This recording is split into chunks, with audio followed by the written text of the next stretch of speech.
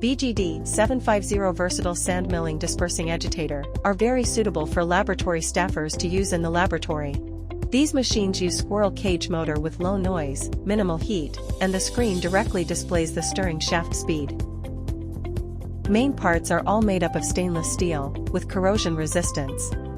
The lifting rod can lift smoothly, and its own ruler can accurately control the height. Dispersion container is made of stainless steel and designed with a double-layer structure that can be connected to cooling water. The instrument includes 2 grinding plates, 4 dispersing blades,